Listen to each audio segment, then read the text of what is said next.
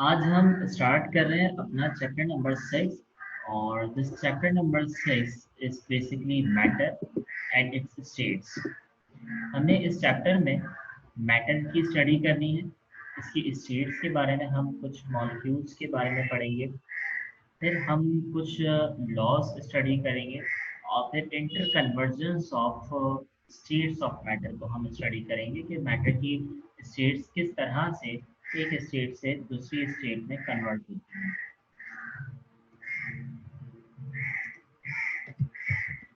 So what is matter? Everything in this universe is matter. जितनी भी चीजें इस दुनिया में मौजूद है वो तमाम की तमाम चीजें मैटर है। And this matter can be defined as the substance having mass and occupies space. और मास को हम आसान अल्फाज में किस तरह से डिफाइन करेंगे कि हर वो चीज़ जो वजन रखती हो और जगह घेरती हो, ऐसे सब्सटेंसेस को हम मैटर कहते हैं। मतलब हर वो चीज़ जिसका कोई ना कोई वजन हो, कोई ना कोई जगह वो घेरती हो, हम उसे मैटर कहते हैं। हम अपने सराउंडिंग्स में जो चीज़ें देखते हैं इसमें हम बहुत से मैटर को देख सकते हैं। तो ये मैटर हमें तीन मेजर स्टेट्स में नजर आएगा और ये तीन मेजर स्टेट्स कौन सी होती हैं? सॉलिड, फिर हम स्टडी करते हैं लिक्विड स्टेट और इसी तरह से हम अपने सराउंडिंग्स में तीसरी स्टेट यानी कि गैस को, जिसे हम बज़ाहिर देख तो नहीं सकते लेकिन हम इसे फील कर सकते हैं। तो मैटर की बेसिकली चार स्टेट्स होती हैं, लेकिन हमारे कोर्स कंटेंट में ये तीन स्टेट्स मौजूद हैं, सॉलिड, लिक्विड और गैस। तो हम इन्हीं तीन की स्टडी करेंगे। Although the fourth state also exist and that fourth state is plasma. So how can we define matter? Everything which has mass and occupies space is called matter, and this matter may be found in three major states which are solid, liquid and gas. अब ये states कहाँ पर पाई जाती हैं, हम कहाँ अपने surroundings में देखते हैं? अगर हम देखें सॉलिड स्टेट की हम बात करते हैं तो हम अपने रेगुलर यूजेस में, अपने डोमेस्टिक यूजेस में बहुत सारे केमिकल्स का इस्तेमाल करते हैं जो कि सॉलिड इन नेचर है। लाइक हम खाने में नमक का इस्तेमाल कर रहे हैं, लाइक सॉल्ट। इसी तरह से हम शुगर का इस्तेमाल कर रहे हैं, तो बहुत are solid in nature. Liquid form में हम पानी का इस्तेमाल करते हैं। इसी तरह गैस फॉर्म में हम ऑक्सीजन गैस को इनहेल कर रहे हैं, कार्बन डाइऑक्साइड गैस हम एक्सहेल कर रहे होते हैं। तो ये तमाम स्टेट्स हमारी सॉलिड, लिक्विड और गैसेस की कुछ एग्जांपल्स हैं। Now the postulates of kinetic molecular theory. पहले समझ लेते हैं कि इसे काइनेटिक मॉलिक्यूलर थ्योरी क्यों कह रहे हैं। क्योंकि इसमें हम स्टडी करेंगे मॉलिक्यूल्स की। And the word kinetic means the molecules which are always in motion. वो मॉलिक्यूल्स जो कि मोशन में यानी कि मूवमेंट करते हैं, हम उन मॉलिक्यूल्स की स्टडी कर रहे हैं। अब याद रखेंगे कि हम चाहे सॉलिड की बात करें, लिक्विड की बात करें या गैस की बात करें, इन तमाम स्टेट्स में हम मॉलिक्यूल की स्टडी कर रहे हैं। तो this theory is called as kinetic molecular theory. अब आपसे सवाल अगर पूछा जाता है, अगर 9 की बात करें हम, तो सिंपल सा एक सवाल आता है, right on the postulates of kinetic molecular theory. अब इसमें हम सॉलिड की लिखना चाहें, लिक्विड की लिखना चाहें या गैस की लिखना चाहें, तो तीनों चीज हम लिख सकते हैं, ये हमारी चॉइस है। लेकिन हम अगर फर्स्ट ईयर लेवल पर स्टडी करते हैं तो वहाँ पे सवाल इस तरह से पूछा जाता है कि write down the postulates of kinetic molecular theory of solids, या फिर लिक्विड या गैस के बारे में पूछा जाएगा। पहले हम सॉलिड की केएमटी के बारे में स्टडी करते हैं।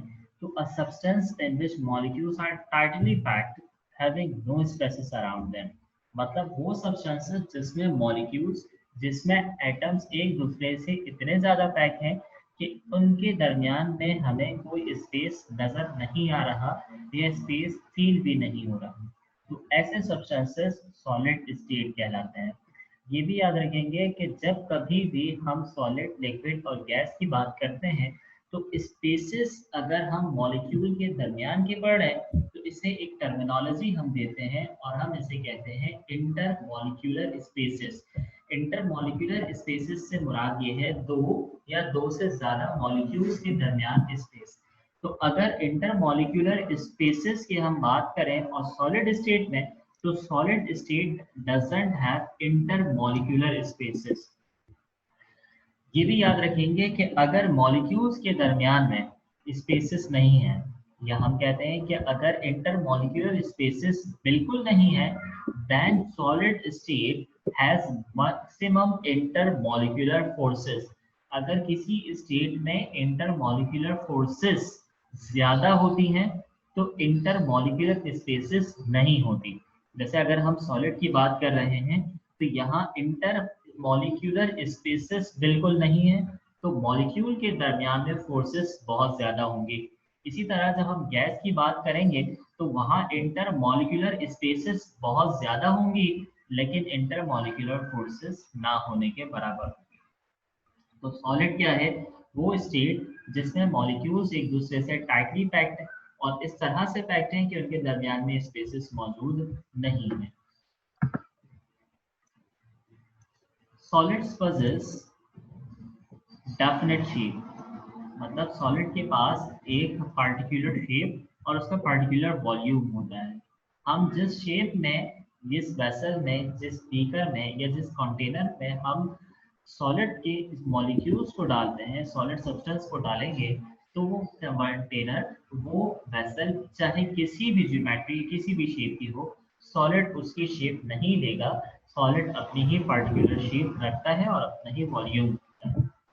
Plus it can never be compressed, मतलब हम इस पे फोर्स लगा के इसकी स्टेट को इस तरह से कॉम्प्रेस नहीं कर सकते कि इसकी मॉलिक्यूल्स के दरमियान में किसी किस्म का स्पेस बढ़ा दें या इंटर मॉलिक्यूलर फोर्सेस को कम कर सकें। रिपीट करते हैं सॉलिड की बात को, तो state in which no intermolecular spaces but high intermolecular forces. Similarly, molecules are tightly packed with each other. They have definite shape, they have definite volume, and they can never be compressed. So these are the 5 points which we can memorize in order to write down the postulates of kinetic molecular theory. Solid may be found in the amorphous and crystalline form. Solid अपनी दो form में exist करता है, या तो amorphous form में होगा या क्रिस्टलाइन फॉर्म में होगा। इसी एग्जांपल मैंने स्टार्ट में दी थी कि amorphous फॉर्म क्या है? Amorphous form is the powder form basically, and crystalline form the form which has any kind of geometry। मतलब कि अगर सब्सटेंस की कोई ज्योमेट्री है तो वो क्रिस्टलाइन फॉर्म है, और अगर उसकी ज्योमेट्री नहीं है तो हम उसे अमरफस फॉर्म कहते हैं। जैसे सॉलिड्स की हम बात कर रहे हैं तो सॉल्ट एक एग्जांपल है सॉलिड स्टेट ऑफ मैटर की, और ये सॉल्ट अमरफस फॉर्म यानी कि पाउडर फॉर्म में पाया जाता है। इसी तरह क्रिस्टलाइन फॉर्म में देखें तो शुगर मॉलिक्यूल, शुगर हम इस्तेमाल करते हैं अपने डेली रूटीन में, तो ये क्रिस्टलाइन फॉर्म में पाई जाती है जो कि असल में सॉलिड स्टेट है। लिक्विड स्टेट क्या है? The substance in which intermolecular spaces are present but not more than the gases. मतलब वो सब्सटेंसेस जिसमें इंटरमॉलिक्यूलर स्पेसेस तो मौजूद हैं लेकिन not more then gases, gases से ज्यादा मॉलिक्यूल के दरमियान में स्पेस नहीं होती। इसका मतलब ये है कि गैसेस में इंटरमॉलिक्यूलर स्पेसेस बहुत ज्यादा हैं और लिक्विड मॉलिक्यूल्स में इंटरमॉलिक्यूलर स्पेसेस कम होती हैं। Liquids have not definite shape, इनकी कोई पार्टिकुलर शेप नहीं है। हम इसे जिस वेसल में डालेंगे, हम जिस बीकर में डालेंगे, जिस कंटेनर में डालेंगे, लिक्विड वहाँ की उस वेसल, उस कंटेनर, उस बीकर की शेप को ऑक्यूपाई कर लेगा, लेकिन it possess a definite volume, इसका कोई ना कोई वॉल्यूम जरूर होता है।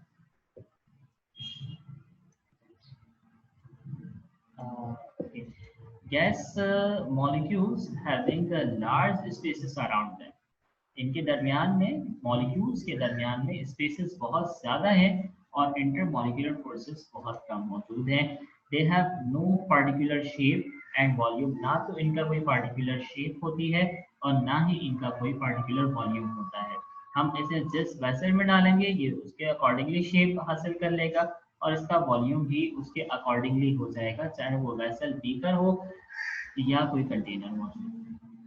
The question to describe the kinetic molecular theory has been asked in 2011, 2009 and 2008। अब आप इन तमाम बातों को अगर पिक्टोरियल फॉर्म में देखें तो हमने यहाँ पे कुछ क्यूब, बीकर्स या कंटेनर्स का इस्तेमाल किया। तो अगर इस कंटेनर को देखें तो तीनों कंटेनर ऑलमोस्ट एक जैसे ही हैं। हम पहली स्टेज सॉलिड की बात कर रहे हैं, तो हमने कहा कि solid has definite shape. Solid के बाकायदा एक शेप है। सॉलिड को आप जिस कंटेनर में डालेंगे ये उसकी शेप ऑक्यूपाई नहीं करेगा।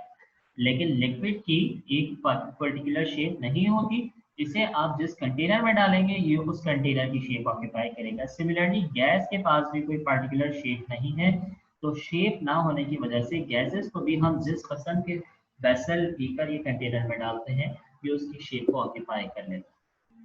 फिर हमने बात की कि सॉलिड का फिक्स्ड वॉल्यूम है, जो कि बाज़ाहिर हमें नजर भी आ रहा है। लिक्विड का फिक्स्ड वॉल्यूम है, लेकिन गैस का वॉल्यूम जो है वो कभी भी फिक्स नहीं होता, ये कंटेनर के मुताबिक होता है। अगर कंटेनर का साइज हम इससे ज़्यादा कर दें, मज़ीद बढ़ा दें, तो इनका इसका वॉल्यूम भी मज़ीद बढ़ जाएगा। और अगर हम इस वेसल या कंटेनर का साइज कम कर दें तो इनके दरमियान के स्पेसेस कम हो जाएंगे और वेसल के शेप को गैस मॉलिक्यूल्स इख्तियार कर देंगे। So this is all about the matter and the states of matter. Now, an state one, which is basically Brownian motion, also called as Brownian movement. Brownian motion और या Brownian movement को detail में आपसे पूछा जाता है अगर, तो इसमें आपने इसकी स्टेटमेंट लिखनी होती है और इसकी एक्सप्लेनेशन आपने लिखनी होती है। ये सवाल मोस्ट इम्पॉर्टेंट है, आप देख सकते हो स्क्रीन पे भी कि ये मल्टीपल टाइम्स जो है वो पूछा गया है। डेफिनेशन से पढ़ लेते हैं कि कंटिन्यूअस यानी कि मुसलसल, रैपिड तेज मूवमेंट है, एंड जिगजैग है यानी कि rapid direction, sorry random direction है, कोई स्पेसिफिक डायरेक्शन नहीं है। तो मॉलिक्यूल्स तेजी से मुसलसल जिगजैग मोशन में मूव करेंगे। कहाँ मूव करेंगे? थ्रू द मीडियम, किसी भी मीडियम में मूव करेंगे। This is called Brownian motion. मतलब वो मॉलिक्यूल चाहे लिक्विड का हो या गैस का मॉलिक्यूल हो, वो मॉलिक्यूल मुसलसल रैपिड और रैंडम डायरेक्शन के अंदर मूव करता हुआ नजर आता है। इसे हम कहते हैं ब्राउनियन मोशन। ब्राउनियन मोशन ने अपनी इस थ्योरी को सपोर्ट करने के लिए जो एग्जांपल दी वो क्या है कि mix some sulphur powder in water, कि हमने कुछ सल्फर पाउडर पानी में डिजोल्व करना शुरू कर दिया। पानी में डिजोल्व करने के बाद after starring filter the suspended sulphur, जो सल्फर सस्पेंडेड है यानी कि उस लिक्विड में सस्पेंड था, हमने क्या किया है उसको फिल्टर कर लिया। तो some of the very small sulphur particles pass through the filter paper. Filter जब हमने किया तो फिल्टर करने के बाद कुछ मॉलिक्यूल जो बहुत छोटे थे वो फिल्टर होकर हमारे पास आ गए। जो दूसरा जो पोर्शन था हमने फिल्टर किया था उसको हम इस्तेमाल नहीं कर रहे।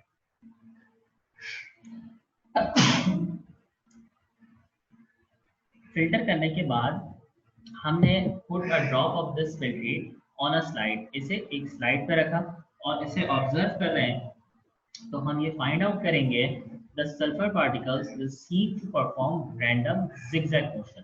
तो हमें स्लाइड पर माइक्रोस्कोप में ये मॉलिक्यूल्स मूव करते हुए नजर आएंगे। हमने क्या किया है, सल्फर लिया, उसे पानी में डिजोल्व किया, डिजोल्व करने के बाद हमने फिल्टर किया, फिल्टर करके हमें बहुत छोटे जो मॉलिक्यूल्स हैं उन्हें स्लाइड पे रखा और स्लाइड पे रख के हम उसे माइक्रोस्कोप में ऑब्जर्व करें। तो जब हम माइक्रोस्कोप में ऑब्जर्व करेंगे तो हमें नजर आएगा कि मॉलिक्यूल्स रैपिड रैंडम डायरेक्शन में मूव करते हुए नजर आते हैं। इसे वीडियो के जरिए देख लेते हैं ये तमाम बातें किस तरह से होती हैं, ये किस तरह से नजर आता है ये फिनोमेना। अगर आप अपनी विंडो को भी देखें तो सोलर लाइट के जरिए आपको कुछ मॉलिक्यूल्स मूव करते हुए नजर आते हैं। ये मॉलिक्यूल्स हमेशा रैंडम डायरेक्शन में होते हैं, मतलब इनकी कोई पार्टिकुलर डायरेक्शन नहीं होती, कोई भी मॉलिक्यूल किसी भी तरफ मूव कर सकता है।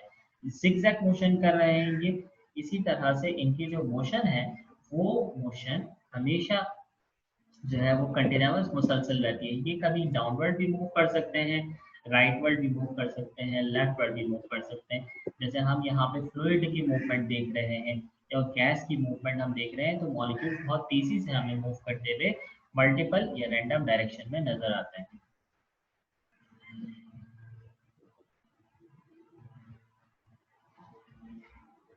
इसी तरह से ये मॉलिक्यूल्स अगर हम ऑब्जर्व करना चाहें तो हम इन्हें अपनी बीम ऑफ लाइट जो कि हमारे रूम में आ रही है विंडो से, उसमें भी देख सकते हैं।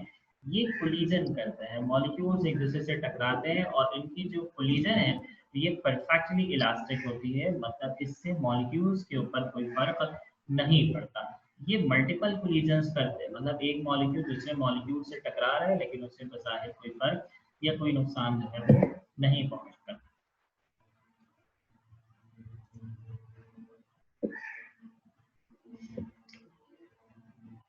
ये आपको एनिमेशन दिखाई जा रही है कि मॉलिक्यूल्स एक दूसरे से टकरा रहे हैं, रैंडम डायरेक्शन से आ रहे हैं, किसी की कोई खास स्पेसिफिक पार्टिकुलर डायरेक्शन नहीं है, और मॉलिक्यूल टकराने के बाद जो है वो अपनी पोजीशन को चेंज करके चला जाता है। The phenomena was introduced by Robert Brown, that's name as Brownian movement और ब्राउनियन मोशन। इन्होंने एग्जांपल इस तरह से दिए कि वाटर में इन्होंने पॉलन ग्रेन्स या पॉलन्स को जो है वो वाटर में डिप कर दिया और उसे मूव करते हुए इन्होंने जो है वो ऑब्जर्व किया। ये देखते हैं, इसे ऑब्जर्व करते हैं कि ये मॉलिक्यूल मल्टीपल रैंडम डायरेक्शन के अंदर मुसलसल मूव करते हुए इन्हें नजर आए।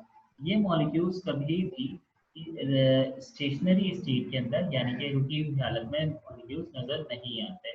यहाँ पे आपको कुछ स्ट्रक्चर्स नजर आ रहे हैं जो रेड और वाइट है, तो these are the basically water molecules, और ये येलो मॉलिक्यूल्स जो नजर आ रहे हैं ये वो मॉलिक्यूल्स हैं जो हमने इसमें पॉलन के इंसर्ट किए थे। तो ये मॉलिक्यूल्स मुसलसल जो है वो मूव करते रहते हैं।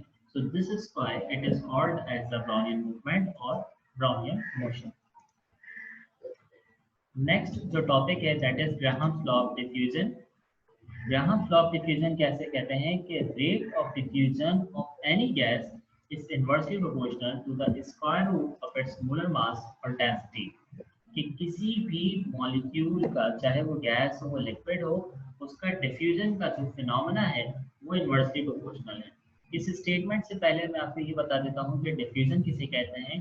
तो डिफ्यूजन कहते हैं मॉलिक्यूल्स का हायर कंसंट्रेशन से मूव करके लो कंसंट्रेशन में चले जाना। मतलब मॉलिक्यूल्स हाई कंसंट्रेशन से मूव करके लो कंसंट्रेशन पे जाते हैं, इसे कहते हैं डिफ्यूजन। अगर आप एनिमेशन को देखें तो आपको मॉलिक्यूल्स जो है वो इस बैरियर में नजर आ रहे हैं जो कि यहाँ बहुत ज्यादा तादाद में मौजूद है। अब ये मॉलिक्यूल्स हायर कंसंट्रेशन से क्या करेंगे, लो कंसंट्रेशन मतलब जिस जानिब ये कम है वहां पर ये मॉलिक्यूल्स मूव करेंगे। This phenomena is called diffusion. मतलब मॉलिक्यूल्स का हाई कंसंट्रेशन से मूव करके लो कंसंट्रेशन में चले जाना डिफ्यूजन कहलाता है। इसकी एग्जांपल क्या है, जैसे हम परफ्यूम है या रूम स्प्रे है, बॉडी स्प्रे, हम रूम के एक कॉर्नर पे अगर एक पुश करते हैं तो इसका जो स्मेल, इसकी जो फ्लोरेसेंस है, इसकी जो खुशबू होती है, जो सेंट है, वो रूम के एक कॉर्नर से निकल के दूसरे कॉर्नर में फौरन पहुंच जाती है। तो ये कैसे पॉसिबल हुआ, क्योंकि मूवमेंट हुई है मॉलिक्यूल्स की। जिस जगह आपने पुश किया था वहां पर मॉलिक्यूल्स की कंसंट्रेशन ज्यादा थी, लिहाजा मॉलिक्यूल वहां से निकलकर उस जगह पे जा रहे हैं जहां पे मॉलिक्यूल की कंसंट्रेशन कम है। This is called diffusion. मतलब मॉलिक्यूल का हाई कंसंट्रेशन से मूव करके लो कंसंट्रेशन पे जाना डिफ्यूजन कहलाता है। स्टेटमेंट ये कहती है कि रेट ऑफ डिफ्यूजन, रेट का मतलब होता है ड्यूरेशन, टाइम पीरियड, यानी कि डिफ्यूजन का टाइम किसी भी गैस, चाहे वो कोई भी गैस का मॉलिक्यूल है, उसमें जो डिफ्यूजन का टाइम होगा वो इन्वर्सली प्रोपोर्शनल होगा। किसके इन्वर्सली प्रोपोर्शनल होगा, मोलर मास या डेंसिटी के स्क्वायर रूट की। इसे समझ लेते हैं इन्वर्सली प्रोपोर्शनल का मतलब क्या है। इन्वर्सली प्रोपोर्शनल कहते हैं कि अगर हम एक पैरामीटर को बढ़ाएं और दूसरा पैरामीटर ऑटोमेटिकली कम हो जाए, या एक पैरामीटर को हम कम करें और दूसरा पैरामीटर ऑटोमेटिकली बढ़ जाए, इसे कहते हैं इन्वर्सली प्रोपोर्शनल। इसका दूसरा रिलेशनशिप होता है डायरेक्टली प्रोपोर्शनल, जिसमें हम एक प्रोपोर्शनल को बढ़ाते हैं, एक पैरामीटर को बढ़ाते हैं तो दूसरा पैरामीटर ऑटोमेटिकली बढ़ जाता है, या एक पैरामीटर को हम कम करें तो दूसरा पैरामीटर ऑटोमेटिकली कम हो जाए। इसे रिलेशनशिप को कहते हैं डायरेक्टली प्रोपोर्शनल। यहाँ हम बात कर रहे हैं इन्वर्सली प्रोपोर्शनल की। हमने कहा कि किसी भी गैस के जो डिफ्यूजन का टाइम है वो इन्वर्सली प्रोपोर्शनल है उसके मोलर मास से। मतलब अगर डिफ्यूजन किसी गैस के ड्यूरेशन ज्यादा है तो उस वक्त ज्यादा होगा जब उस गैस मॉलिक्यूल का मास कम होगा। अगर उस गैस मॉलिक्यूल का मास या डेंसिटी ज्यादा है तो उस डिफ्यूजन का जो रेट है वो कम हो जाएगा। एक्सप्लेनेशन किस तरह से कि लाइटर गैसेस, यानी कि वो गैसेस जिनका जो वजन है, जिनका मास, जिनकी डेंसिटी कम है, वो तेजी से या डिफ्यूज फास्टर, वो ज्यादा तेजी से मूव करेंगी। क्यों? हमने अभी बात की कि अगर किसी गैस मॉलिक्यूल का मास कम है तो डिफ्यूजन ज्यादा होगी।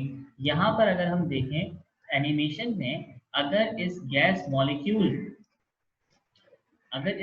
मॉलिक्यूल का मास कम होगा तो डिफ्यूजन का फिनोमेना यहाँ पर तेज हो जाएगा। लेकिन अगर इन मॉलिक्यूल्स का मास ज्यादा होता तो इनमें जो फिनोमेना डिफ्यूजन का है वो स्लो डाउन हो जाएगा। तो लिहाजा अगर मॉलिक्यूल्स का वजन, उसकी डेंसिटी कम है तो ये डिफ्यूजन का रेट ज़्यादा होगा, और अगर इनका वेट ज़्यादा है तो डिफ्यूजन का रेट कम होगा। डेफिनेशन क्या कहती है कि lighter gases can diffuse faster. Light gas होगी यानी कि वजन कम है तो डिफ्यूजन ज़्यादा होगी then heavier gases. Heavier gas होगी तो उसका डिफ्यूजन का रेट कम होगा। Describe the Graham's law of diffusion, and to define the diffusion has been asked multiple times, as you can watch on your screen. Now Henry's law. The weight of a gas dissolved by any liquid is proportional to the pressure of the gas upon the liquid. यहाँ पर हम proportional की बात कर रहे हैं। इससे पहले जो हमने स्टेटमेंट पढ़ी थी Graham law of diffusion, inversely proportional. वहां पर एक पैरामीटर अगर मोलर मास ज्यादा था तो डिफ्यूजन कम थी, और अगर मोलर मास कम था तो डिफ्यूजन ज्यादा है।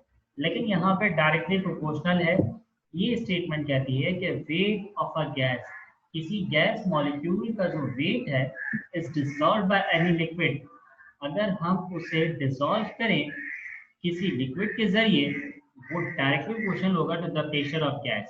मतलब weight of gas directly proportional है प्रेशर ऑफ गैस के। अगर वेट ज्यादा होगा तो उस पर प्रेशर भी ज्यादा लगेगा, और अगर वेट कम होगा तो उस पर प्रेशर भी कम लगेगा। या अगर मॉलिक्यूल्स को हम ज्यादा प्रेशर देंगे तो उसका वेट भी ज्यादा होगा। ज्यादा वेट होने की वजह से हमें प्रेशर ज्यादा देना पड़ता है, और कम वेट होने की वजह से हमें कम वेट देना पड़ता है। कब? जब हम किसी गैस को किसी मीडियम, और वो मीडियम स्पेशली लिक्विड हो, डिसॉल्व करें।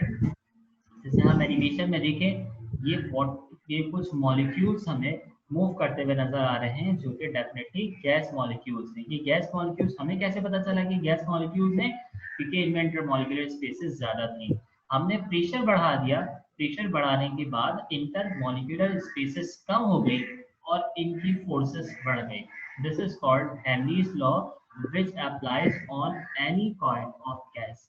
तो सॉल्युबिलिटी ऑफ गैस कह रहे हैं कि is equal to Henry's constant which is K directly proportional to the pressure of a gas. यानी कि गैस की जो सॉल्युबिलिटी है वो प्रेशर ऑफ गैस पे डिपेंड करती है।